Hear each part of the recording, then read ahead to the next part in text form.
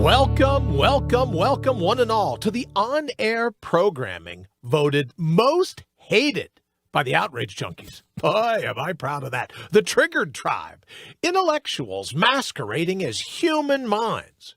If the social justice warriors could burn a show, this would be one they'd throw on the top of the fire heap. Buckle up. It's Brian.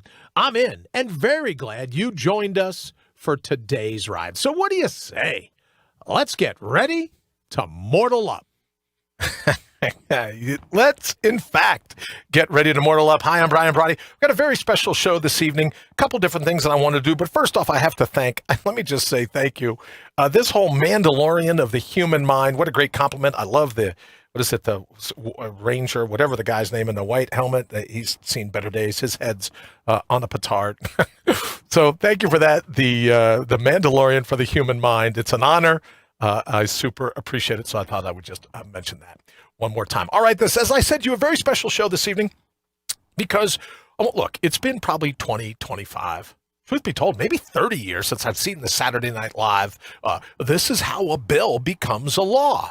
So I'm not up to speed. Don't have my fingers on the pulse, as it were, right, about what it takes to make a bill. But I thought, I don't know what it takes to make a bill, but I sure could read some of the pork that's coming out of it, right? Coming out after like a grinding sausage when it all comes out at the end. Well, a friend of mine over on Facebook took the afternoon and helped me break down the expenditures on those bills. And I think you're going to be amazed. You'll be surprised with some, and you'll go, what does that have to do with disaster relief? And I know you're thinking to yourself, hey, well, that would be a perfect segment for Low Life's Making Headlines. I know where you're going with this. So that's what we did. Low Life's Making Headlines will be a first. And then in keeping with our plan not to break the internet, right? Al Gore created it. We all know that, right? But I don't want to be the one that's tasked with saying, oh, no, everything was great until the Brian Brawdy Show came on and broke the internet. So we're going to do our 20-minute segments. I'll be darned if I didn't forget to set the timer. But you get where I'm going with this. Well, our 20-minute segments, and then so that we're not guilty of doing that very same thing. And then I want to get right into Immortal Up, because we've got some really good news you can use. As you know, I say all the time, no fake news here. Not news you can lose, but news that you can use. So let's do it. Let's jump right in and get started with one of my favorite segments. Here we go. Wait a minute. Huh? No. I really want to know, what am I missing? All right, so here we are with the what am I missing? And someone had asked me about that, what am I missing? And we said, oh, well, what we're missing is that all the things that our government does to, if not to protect us, then at least when we're not watching. So we're going to run our What Am I Missing segment into Low Life's Making Headlines segment tonight, because it's just, there's so much pork, it's spilled over into two segments. So much pork spilled over, and we can't help it. So now we're going to jump right into Low Life's Making Headlines, or as we like to call it around here, brains that make your blood boil.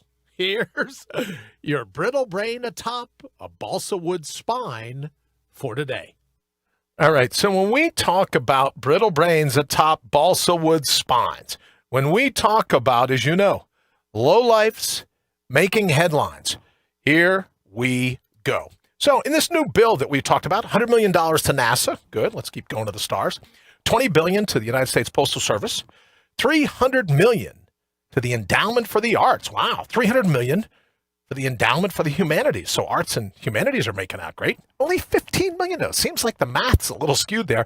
$15 million for veterans employment training. That doesn't seem quite right, does it? $435 million for mental health support. Yeah, believe me, I'm a big fan of mental health. Lose it once and then see how much you're a fan. $30 billion for the Department of Education and their Stabilization Fund. All right, I can see that. $200 million. Oh, thank you very much. $200 million to the Safe Schools Emergency Response to Violence Program. $200 million. All right. $300 million to public broadcasting. $500 million to museums and libraries. Then wait a minute. Isn't NPR already a museum? Well, I guess they double dipped there. $720 million to the Social Security Administration. Does that mean it's money coming back to us, or is that just the admin of the admin? What do we got here? Oh, 200 million of the above is to help people like you and me. The rest is for administrative costs. Look, I don't know what to tell you, but you got to feed the legislative Leviathan. You've got to feed, right? It's only right to feed the bureaucratic behemoth. You know what I'm talking about. 25 million for cleaning supplies for the Capitol building. Really? 25 million? That's it? Some of the filth in that Capitol building. Well, I think they needed to up that fee a little bit. All right. $7,500,000 for the Smithsonian and additional salaries. $35 million to the JFK Center for the Performing Arts. Didn't I hear something that they took the $35 million and then laid everybody off? That's not cool. $25 million for additional salaries for the House of Representatives. Now, I know you're thinking to yourself, boy, the poor senators, they took it on the chin, all the money for the House of Representatives. But don't worry, they took care of themselves as well. They've got $9 million in miscellaneous Senate expenses. Oh, I don't know how they're going to get by with not just $9 million. It's like, it's pocket change. $3 billion to upgrade the IT department at the VA. Okay, I can see that. I have no idea what that means, but I can see it, I guess. $315 million for the State Department diplomatic programs. Did a great job in protecting us from China. $95 million for the Agency of International Development. Well, that I have no clue. $300 million for international disaster assistance. I think we could probably have some of that right here in the United States for disaster assistance. $300 million for migrant and refugee assistance. All right. $90 million for the Peace Corps. I got friends in the Peace Corps. Seems all right. $13 million to Howard University. Okay.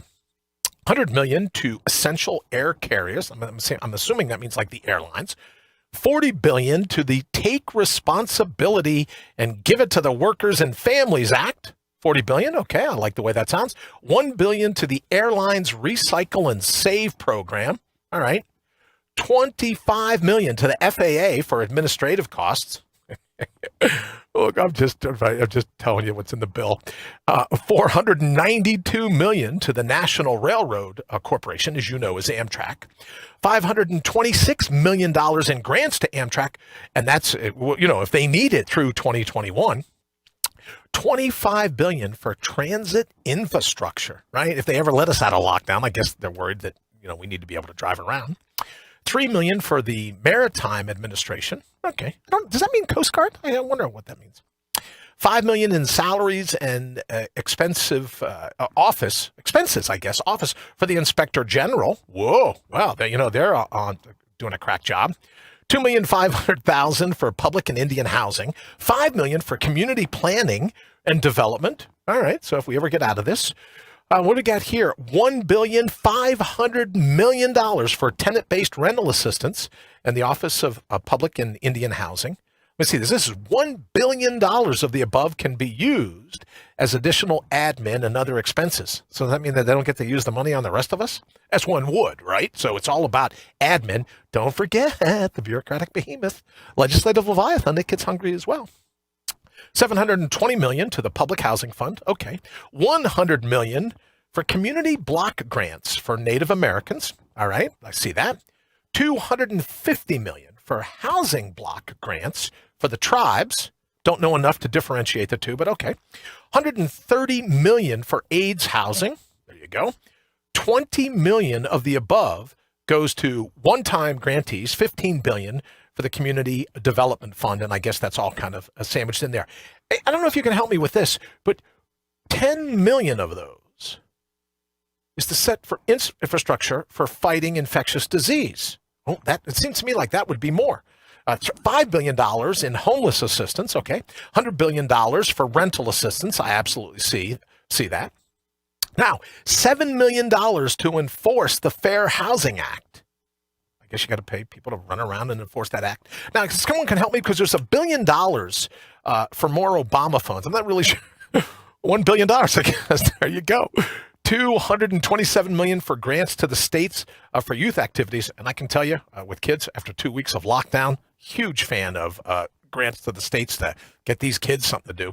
$261 million for grants to states for dislocated worker employment and training activities, including supportive services and needs-related payments. All right, that sounds like it's for us, right? There you go.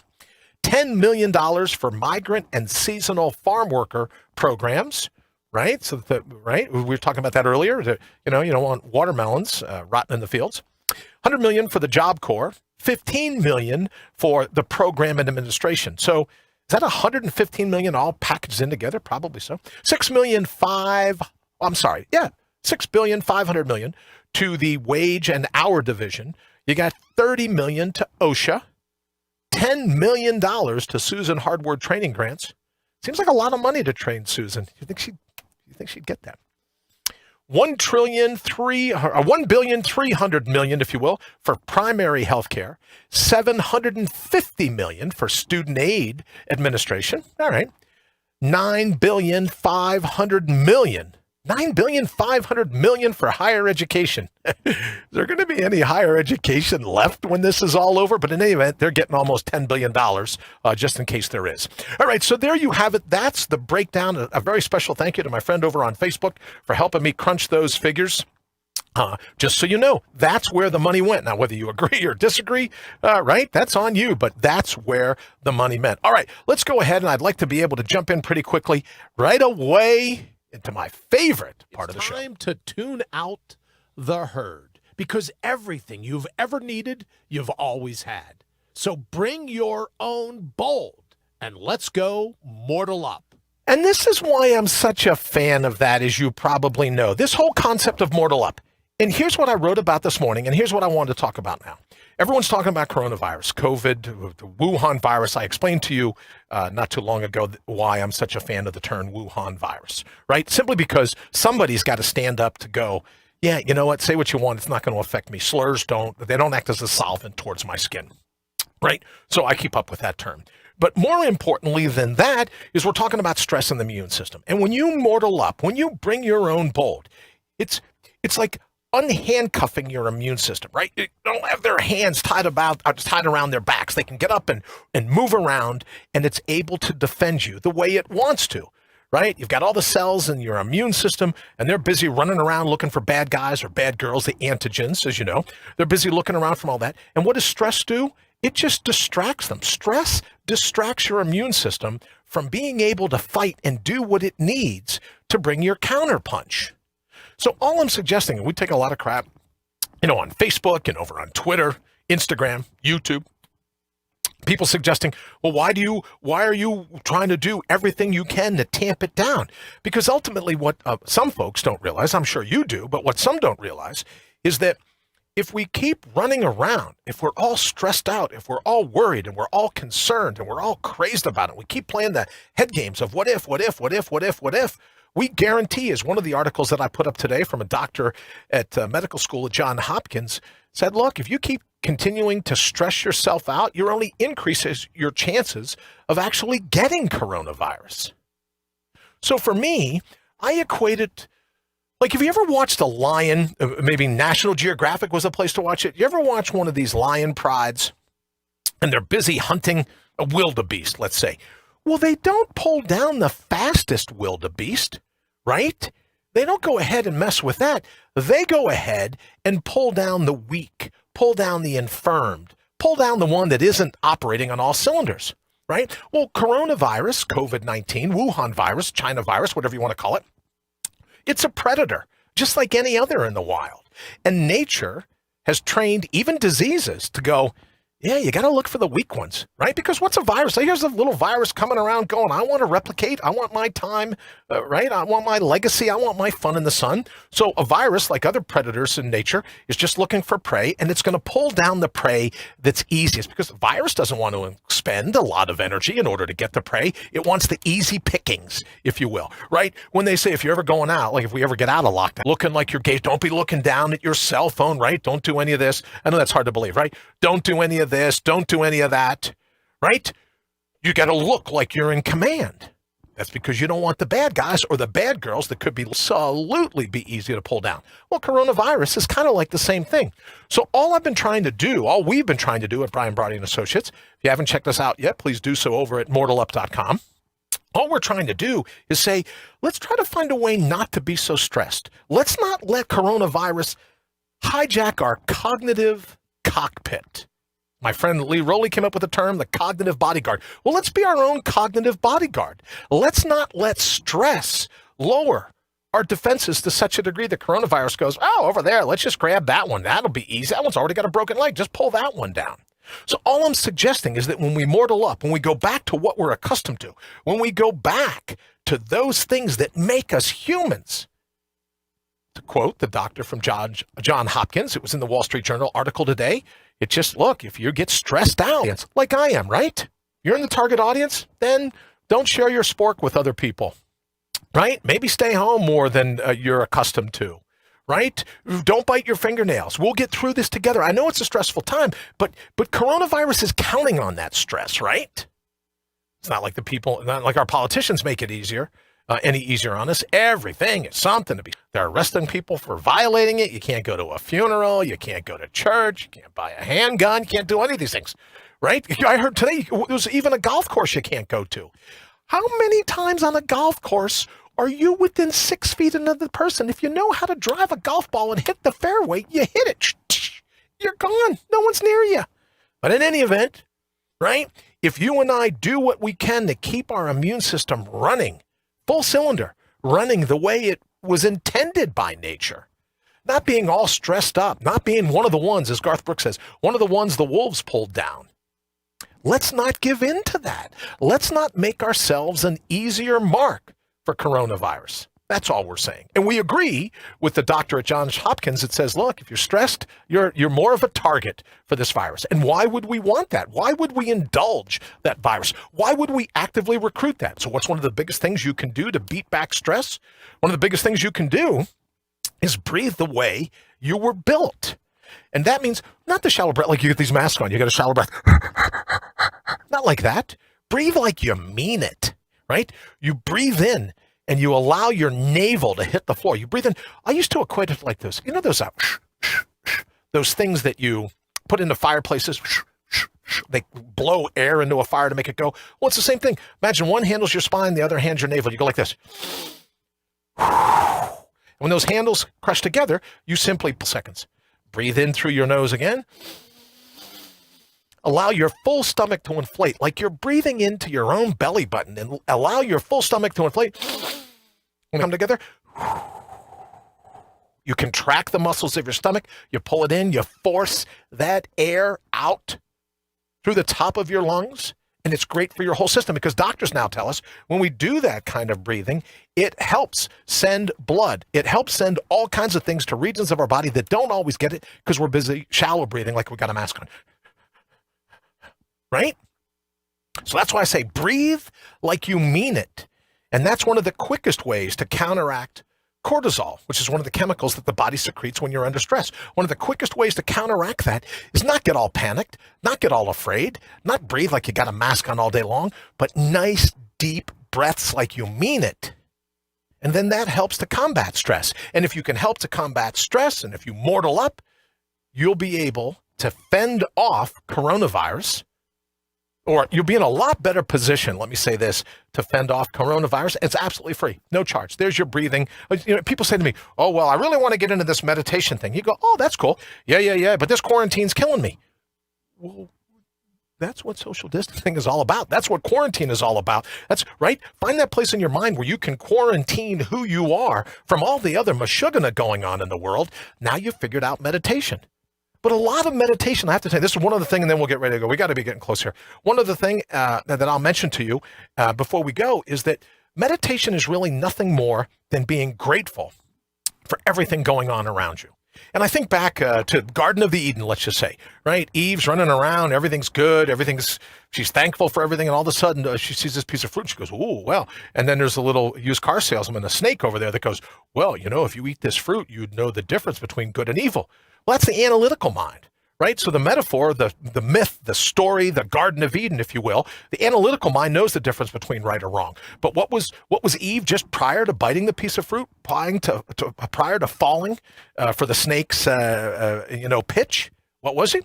Total gratitude. So when it comes to meditation, one of the ways to circumnavigate, or what do they call it? Reverse engineer meditation is just to be grateful, just to conjure that feeling up in your tickled to be here. And when you do that and you practice doing that and you anchor it to your breathing, right? Just like that big fire. golly, you'd think I could remember that. Amnesia. Right? You don't want it. The big fire thing, right? When you move your breath in that way and you focus on things to be grateful for, it takes you back pre-analytical mind. That's it. Telling me it's almost time to get out of here. All right. Pre-analytical mind. And that will allow you to be in the best position to bolster your own immune system, to allow your immune system to confront, to fend off whatever might be out there in the wild trying to pull it down.